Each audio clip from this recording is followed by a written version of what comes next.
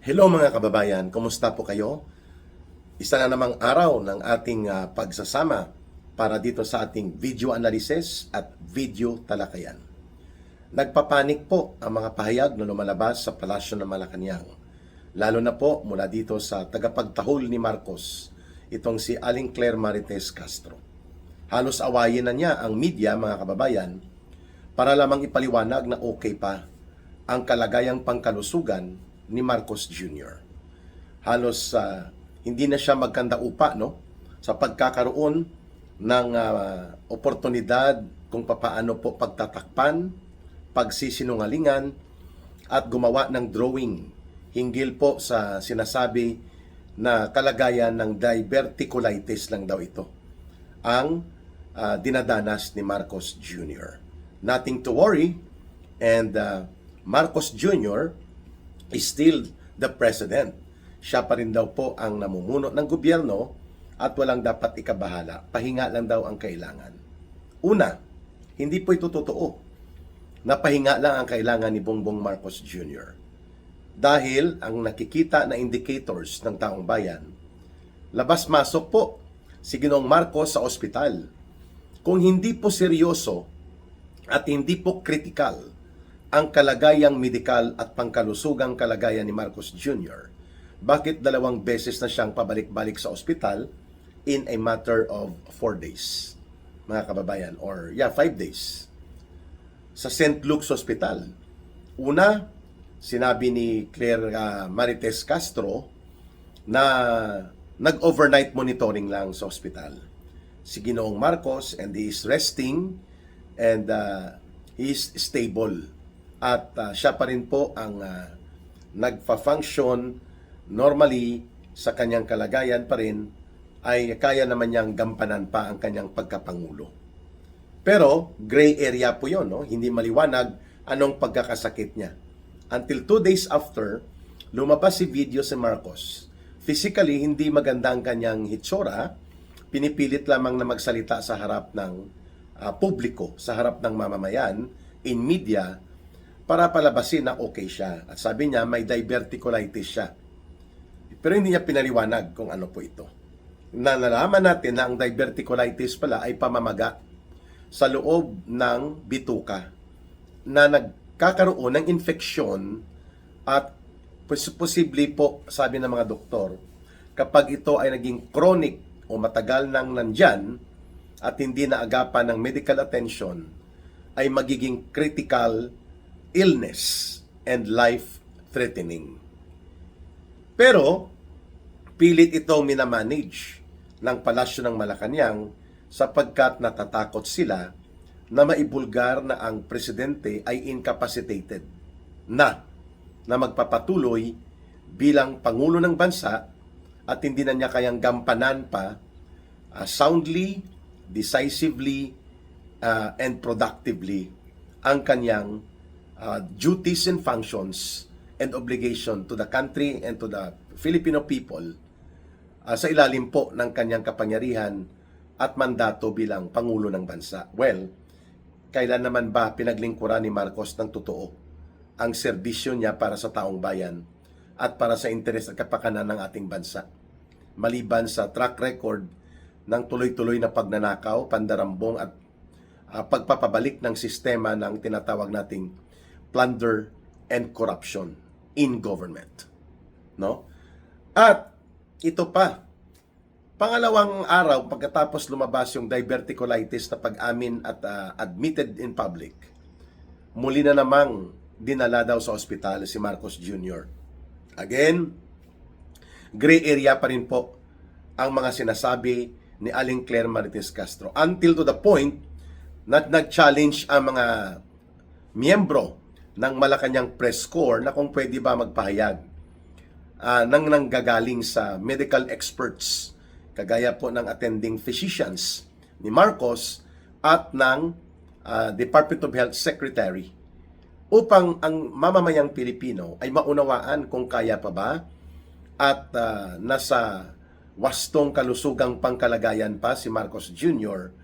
upang siya pa rin ang mamumuno ng gobyerno ng Estado at ng lipunang Pilipino batay sa kanyang mandatong ibinigay ng mamamayan bilang presidente. Hindi po nila ito may paliwanag. Sabi ni Aling Claire Marites Castro, nagbibigay naman kami ng impormasyon, ano pang hinahanap ninyo? Bigla siyang defensive. Ang usapin po tungkol sa kung may seryosong kalagayan o iniindang sakit at karamdaman na nakakaapekto sa pangkalusugang kalagayan ng presidente, yan po ay matter of national security concern and national interest ng mamamayang Pilipino. Hindi pwede yan itago because it's not a private matter exclusive only to Marcos Jr. and to his personal family. Hindi po ganyan yan sa ilalim ng batas. Kapag mayroon pong seryosong karamdaman ng presidente that may result or that may be tantamount to the incapacity of the president to discharge his duties and functions as a president, kailangan po niyang umalis sa kapangyarihan upang hindi po naka-left hanging in the balance ang pagpapatakbo at pamumuno sa gobyerno at sa buong bansa. Yan po ay isang probisyon sa ilalim po ng ating saligang batas. So ibig sabihin po, tungkulin at obligasyon nila Marcos na magpaliwanag at maging tapat sa kanilang pahayag kung ano ang aktwal at tunay na kalagayang pangkalusugan at medikal ni Marcos Jr. because it is a matter of national public interest.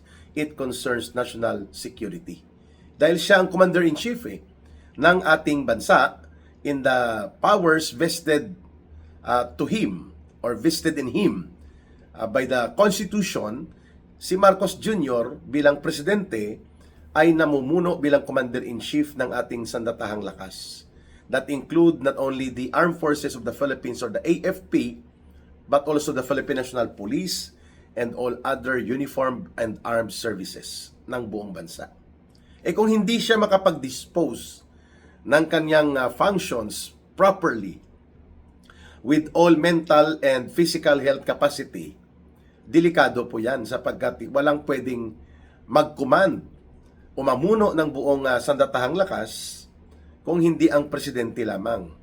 At sa ilalim po ng saligang batas, when the president resigns, meaning incumbent kasalukuyang presidente, nag-resign, umalis dahil sa pressure ng mamamayang Pilipino na siya ay hindi nakatanggap-tanggap, nag-resign pa rin, o kaya ay namatay habang nasa termino ng kanyang pagkapangulo, o kaya nagkaroon ng incapacity, mga kababayan, physically, mentally, na magkakaroon ng permanent effect sa kanyang kapasidad na mag-discharge ng kanyang duties and functions as president.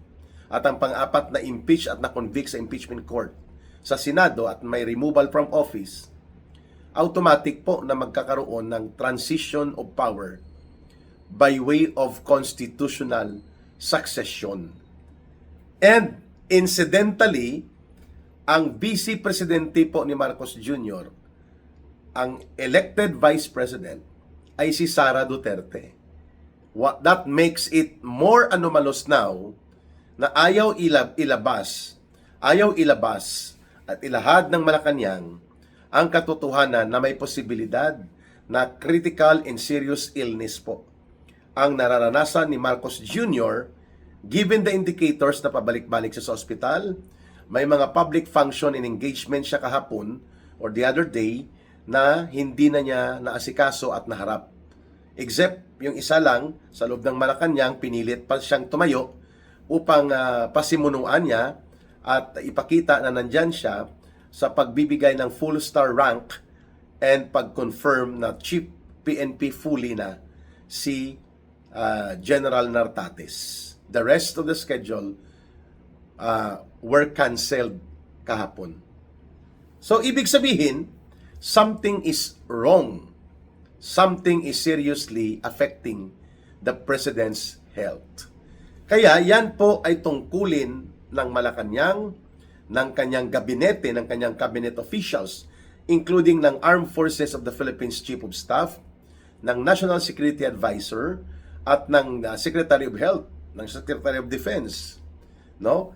At even ng Interior Secretary at ng Executive Secretary, sila po ay dapat maging tapat sa taong bayan at sa bansa according to the Constitution at ilalahad nila kung kaya pa o hindi mamuno ni Marcos Jr. Kung hindi na, pwede na rin din nilang sabihin that the President right now is seriously ill.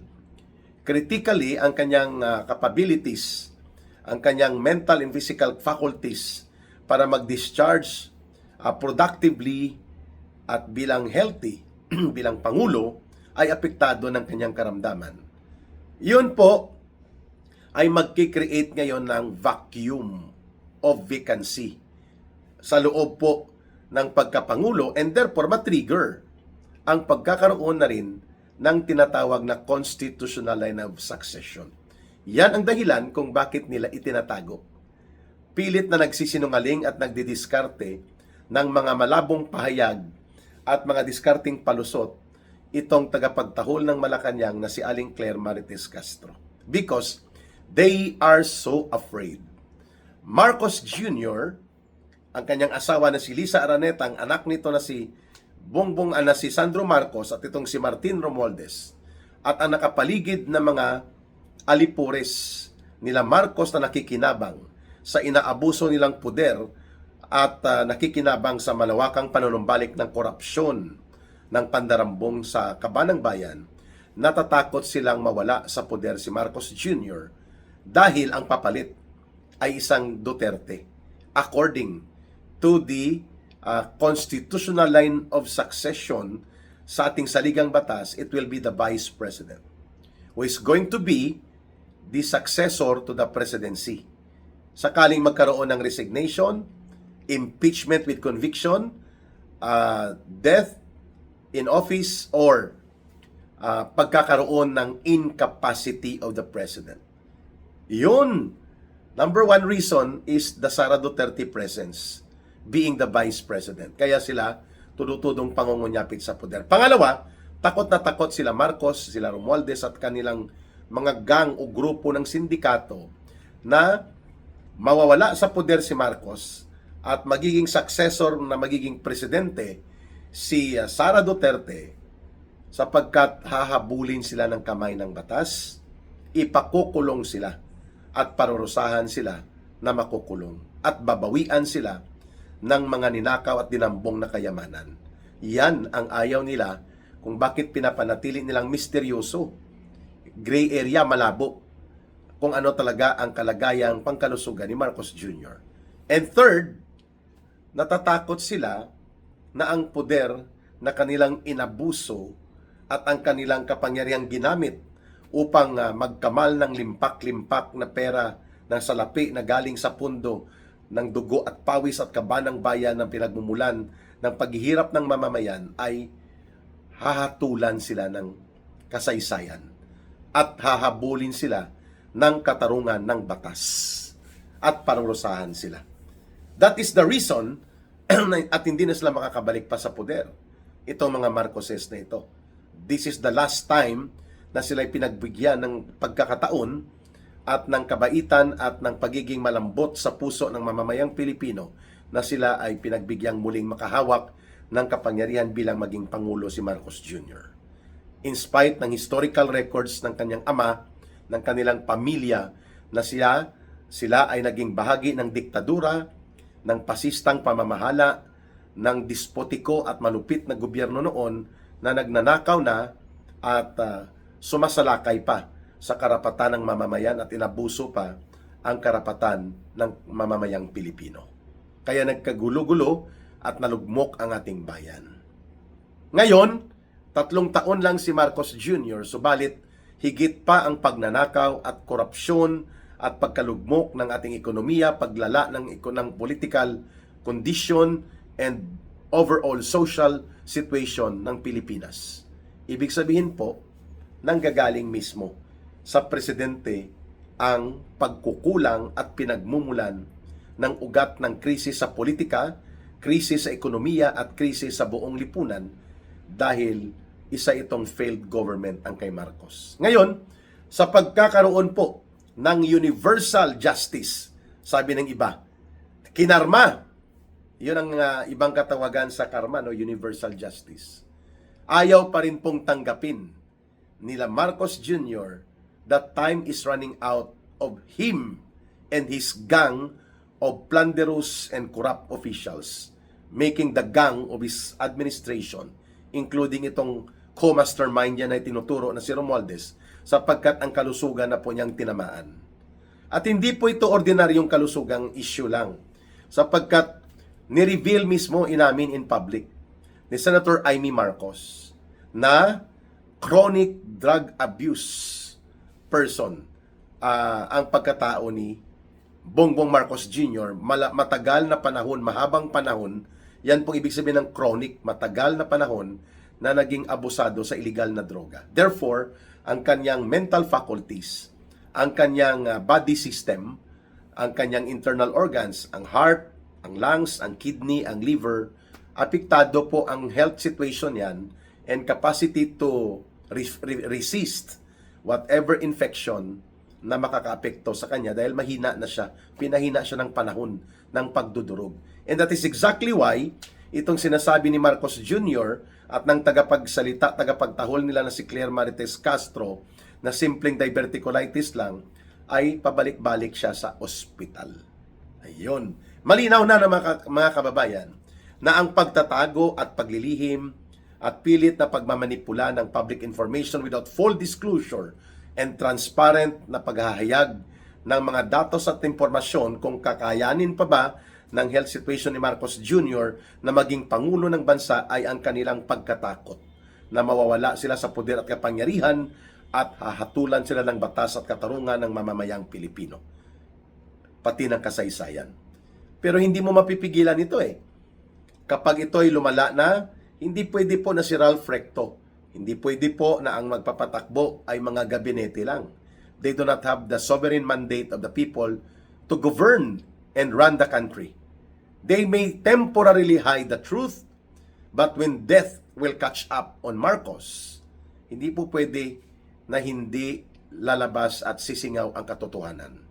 And when that happens, ang mga nagtatabon-tabon at nagtatakip sa seryosong kalagayang pangkalusugan ni Marcos will have to double up, to own up and account for their crimes. Krimen po yan, nanilito at niligaw mo ang taong bayan, pinagtakpan nyo ang presidente sa kanyang kalagayang malubha, kung sakaling ito ay totoo, sapagkat hindi po ninyo sinunod ang nakalagay sa saligang batas that when the president is resigned, deemed resigned, impeached, or namatay, o rendered incapacitated by sickness or ailment or any other physical and mental condition, it will be the constitutional line of succession, making the vice president take over as the president.